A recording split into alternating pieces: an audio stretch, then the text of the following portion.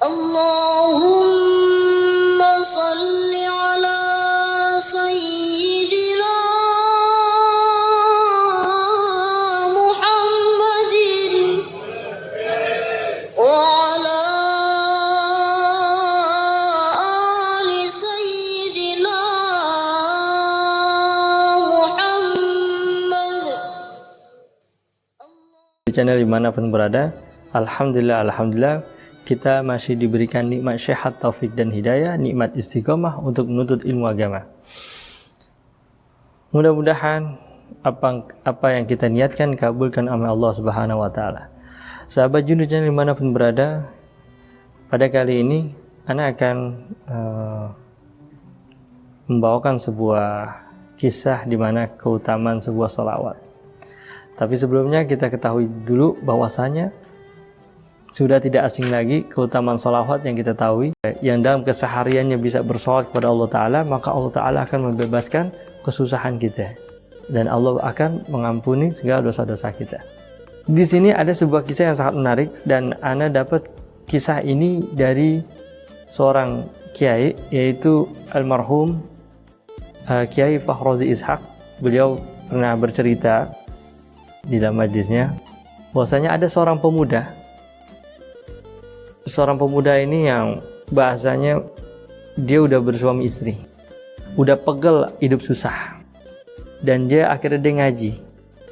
Dia memutuskan untuk ngaji, istrinya juga ngaji.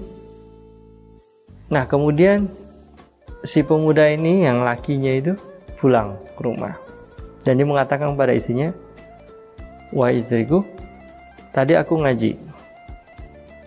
Ketika ngaji, kemudian guruku mengatakan, barang siapa yang kesehariannya bersolat kepada Nabi, maka Allah akan menghilangkan segala kesusahannya."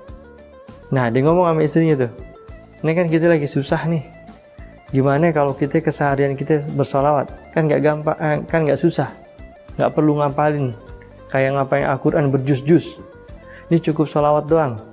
Solawatnya kata Ustadz bebas, ya, solawatnya bebas." Kemudian diamalin tuh dalam kesehariannya, diamalin tuh, dia ngapain aja di sholawat, dia ngaduk air, dia ngaduk, dimasak, dia nyangkul di sholat. Allahumma sholli ala Muhammad, di model-model tuh di sholawat dah. Dia bersolat setiap hari. 1 hari dia sholawat, 2 hari dia sholawat. Kemudian nggak kunjung-kunjung juga nih, masih susah juga hidupnya. Kemudian istrinya mengatakan, "Bang, kita kayaknya udah sholat, udah berhari-hari, tapi kok nggak hasil juga Kata lakinya, "Sabar Neng, sabar. Tenang aja. Kita kudu istiqomah, kita sabar. Udah, lu sholawat aja dah." Di sholawat datu lagi sholawat. Kemudian ada sebuah berita, sebuah sayembara,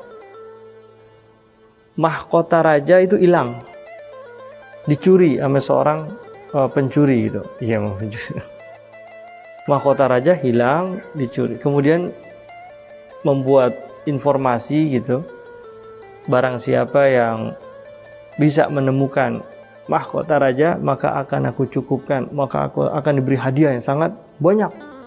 Nah ini seorang pemuda yang susah ini, dia melihat ada informasi ini, dia daftar lah tuh kepada pengawal raja. "Aku mau daftar. Kalau aku mampu cari siapa pencuri mahkotamu." Modal PD doang nih.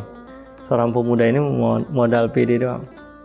Tapi dengan syarat, engkau harus membawakan makanan ke rumahku sesuai dengan jumlah hari. "Memang berapa hari engkau bisa menemukan mahkotaku?" Sang pemuda ini menjawab, "Aku bisa menemukan mahkotamu dengan 7 hari. 7 hari. Baik, tapi dengan syarat, wahai raja, engkau memberikan makanan kepadaku dengan jumlah yang berlipat-lipat sesuai jumlah hari. Contoh, hari pertama 1, hari kedua berarti 2, hari ketiga berarti 3, hari keempat berarti 4. Paham? Nah kemudian dipenuhi oleh raja. Baik, kalau cuman itu gampang. Benar ya 7 hari? Kalau nggak bisa, engkau yang akan kubunuh. Kata raja. Raja, nggak boleh macam-macam raja. Akhirnya si pemuda ini pulang dengan wajah semringah. Dia nggak pikirin tuh, padahal dia nggak tahu siapa pencurinya. Tapi amalan sholawat terus dijalanin, sholawat terus. Dia pulang sama istrinya. Neng, tenang. Ntar ada makanan nih datang. Bener. Tok tok tok. Assalamualaikum. Masuk. Ya. Nih, makanan dari raja. Wah, bener nih. Padahal si pemuda nggak tahu. Dia nggak pikirin aja. Yang penting bisa makan dah. Udah lama banget susah. Ini udah akhirnya dimakan tuh. Dimakan ya kan. Dimakan. Nah, kemudian berita sang pemuda ini yang ingin menangkap seorang pencuri, sampai itu beritanya kepada raja pencuri. 2 hari kemudian dia ngomong, Neng, ntar datang lagi nih 2. Nah, bener pak? Iya. Bener, raja datang lagi bawain 2 makanan karena ada 2 hari. Nah, kemudian raja pencuri ini, maksudnya pemimpin pencuri ini, menyuruh pengawalnya untuk memata-matai si pemuda ini yang rencana dia mau nangkap sang pencuri. Kemudian pemimpin pencuri ini mengirim seseorang untuk memata-matai rumah si pemuda ini. Dikirim tuh 3 orang, diintip. Baru belum diintip, ini pemuda bilang kepada istrinya, nanti akan datang 3. Nah, pencurinya kaget. Dia tahu kita ada 3. Dia ternyata kita udah ketahuan. Dan dia bisa nebak kita. Jumlahnya 3 orang. Padahal ngepasin doang, udah 3 hari. Nah, kemudian dia pulang. Bilang pemimpinnya, wah, gak mungkin. Ini bukan orang sembarangan, wahai ketua. Karena dia bisa mengetahui kita dengan jumlah. Oke, dikirim lagi tuh 1 orang. Jadi berempat ya. Diintip lagi. Dan diintip, ngepas lagi nih jumlah orangnya. Dia bilang apa? Nanti bakal datang lagi nih, Neng. Berapa? 4.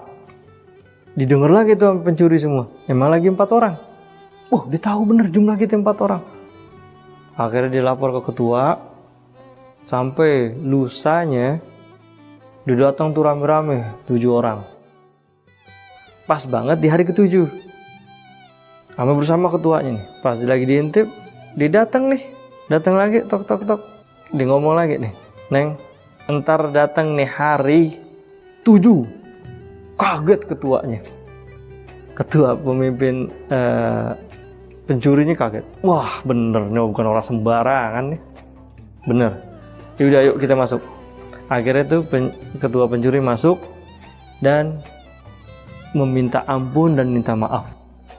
Dan dia bilang dia minta damai dan dia nggak mau terjadi apa-apa, sehingga mahkotanya dibalikin kepada dia dan untuk dikasih kepada sang raja. Dia bingung. Nah, dia ngomong lagi sama Neng tuh, pencurinya udah ngasih, yuk kita bawain ke raja. Dibawain ke raja, dikasih hadiah lagi deh, dikasih hadiah yang banyak. Terus diamalin sholawat yang begitu, terus amalin, akhirnya dia hidup dalam karunia Allah Subhanahu wa Ta'ala.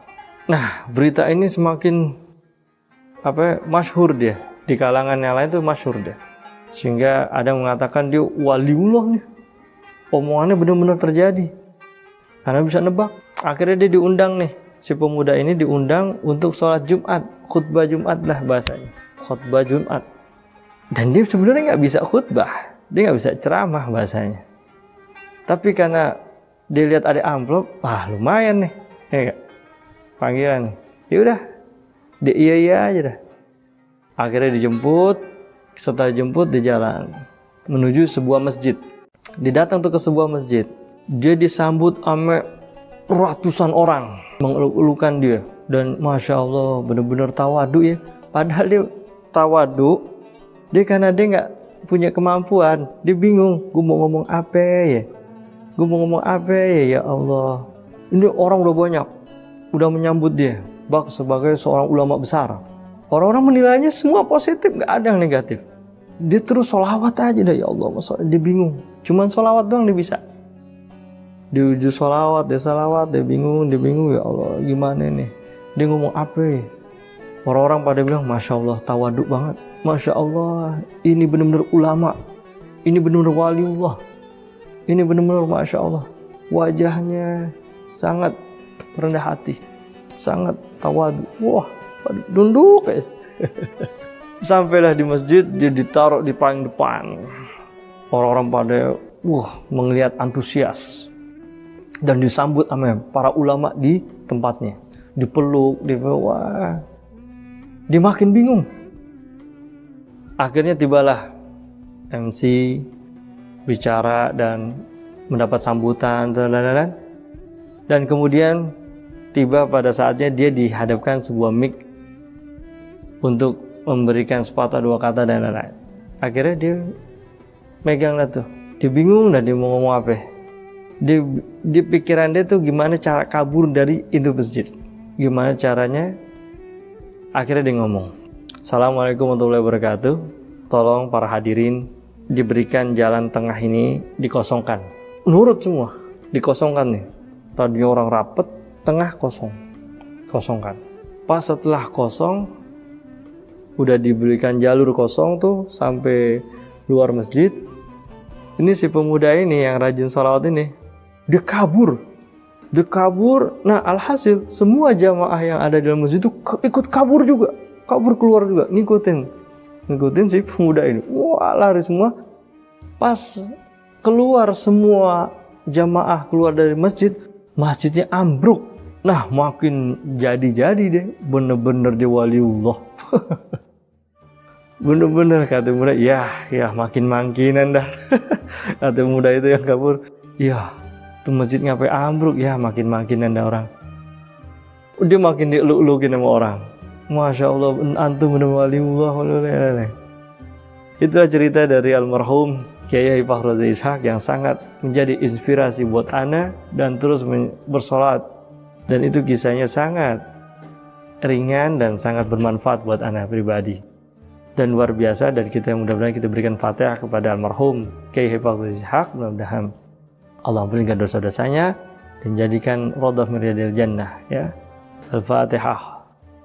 Demikian kisah teladan ini, mudah-mudahan sahabat Jundu bisa mengambil pelajaran hikmah dan tetap memang bersolawat itu merupakan keajaiban. Walaupun kita pengen niat nih setiap hari, Masya Allah susah banget kita untuk pengen bersolawat setiap hari.